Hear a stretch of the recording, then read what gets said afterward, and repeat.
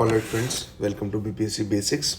और logical elimination technique में ये सेकंड वीडियो है। पहला वीडियो अगर आपने नहीं देखा है then please go and watch that, जिसमें कि बैंकरप्सी और इंसॉल्वेंसी के बारे में बात किया गया था।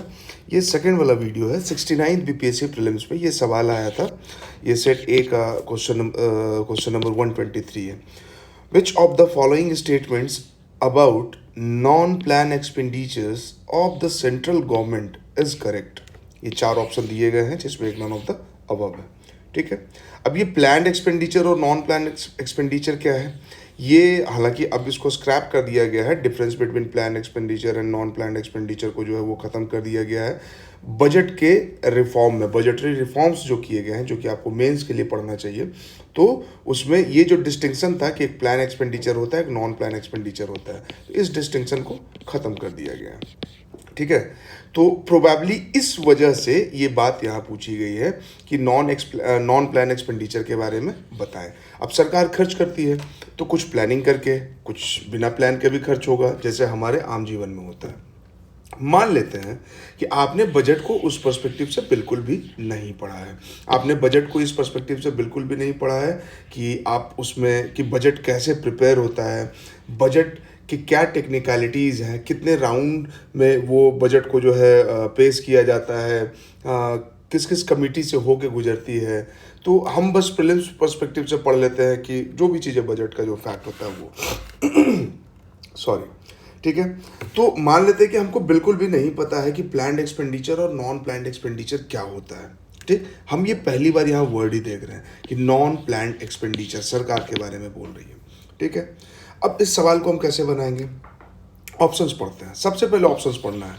The expenditure is on interest payment. अच्छा, इंटरेस्ट पेमेंट के बारे में बोल रहा है। The expenditure is on science and technology, expenditure is on agriculture. तीन हो गया, interest, science and technology, agriculture. अब भले हमने नॉन प्लान्ड एक्सपेंडिचर नहीं पढ़ा है, लेकिन अगर आप कॉमन सेंस लगाएं तो आप बताइए कि जैसे अगर सरकार की बात छोड़ दे, आपकी बात करें, तो आप अपना जो खर्च करते हैं, समय हो पैसा हो, ठीक है, उसके लिए प्लानिंग करते हैं।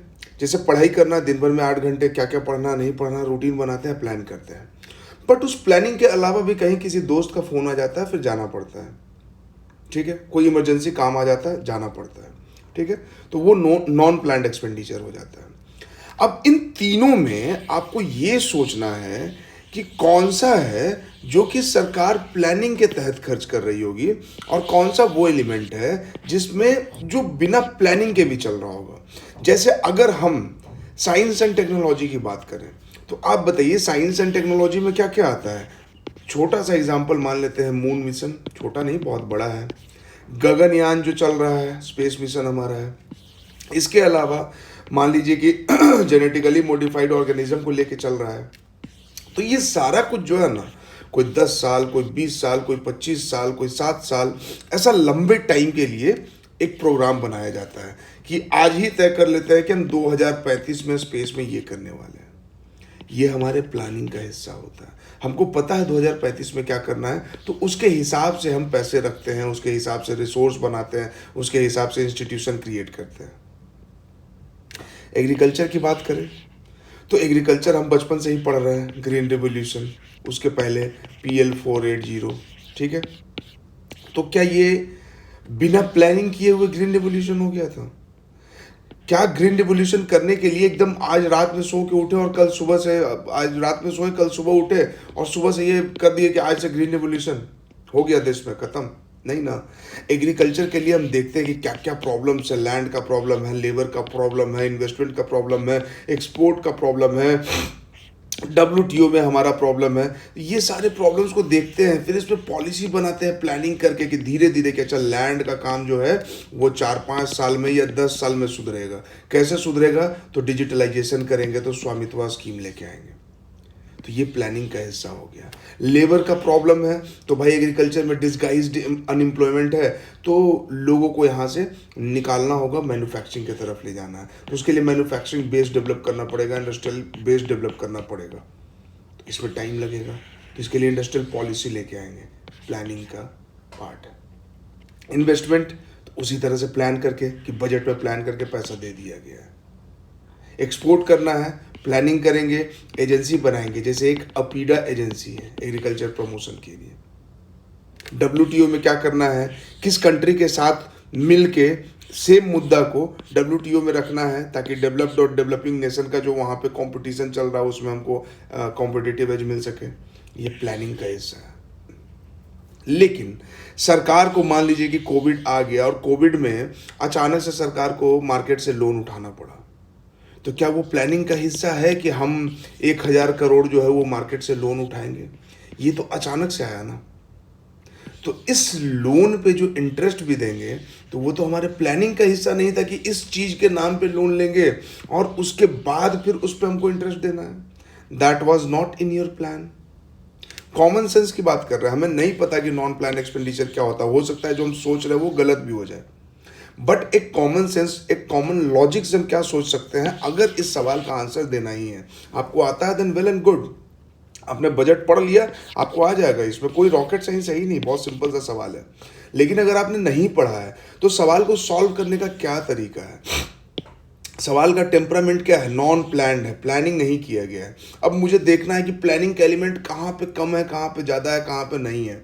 तो मुझे दिखा कि प्लानिंग का एलिमेंट यहाँ पे मिसिंग है, बाकी सब में, इसमें भी प्लानिंग हो रहा है, साइंस एंड टेक्नोलॉजी में इसमें भी प्लानिंग हो रहा है, और इन दोनों में सिर्फ ये जो है इंटरेस्ट पेमेंट वाला, इसमें प्लानिंग नहीं हो रहा है या नहीं होने के चांसेस ज़्यादा हैं।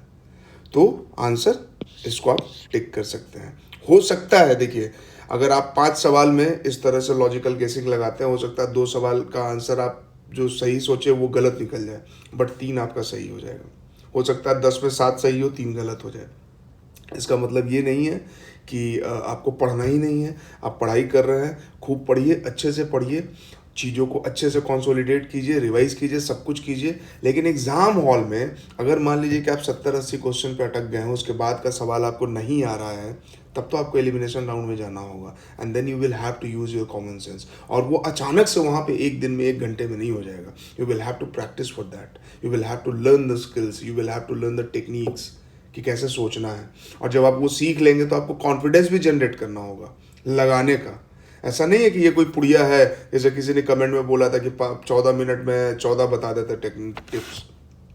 कोई पुड़िया तो है नहीं कि आपको दे दिए, खा लिया, हाँ असर कर गया। एक एक सवाल को आराम से देखो, देखने के बाद आपको समझ में आएगा, फिर उसको आप अप्लाई करोगे, फिर बार बार अप्लाई करोगे, तब धीरे धीरे कॉन्फिडेंस जनरेट होगा कि हाँ इसको लगा सकते हैं एग्जाम में, रिस्क है but we can use this technique, and then you will apply this in the examination. और पहले से आप सोचोगे नहीं, तैयार नहीं रखोगे और डायरेक्टली एग्जाम में लगाओगे तो फिर वो बैकफायर कर सकता है। ठीक है, तो बहुत फोकस्ड होकर इस चीज़ को लगाना है, ऐसा नहीं कि ऐसे चलते फिरते लगा दिए। आई होप आपको ये समझ में आया होगा। समझ में आया then please do share it with your friends and other serious aspirants. जिस भी ग्रुप में आप हैं वहाँ पे भी इसको शेयर करें, and thank you so much.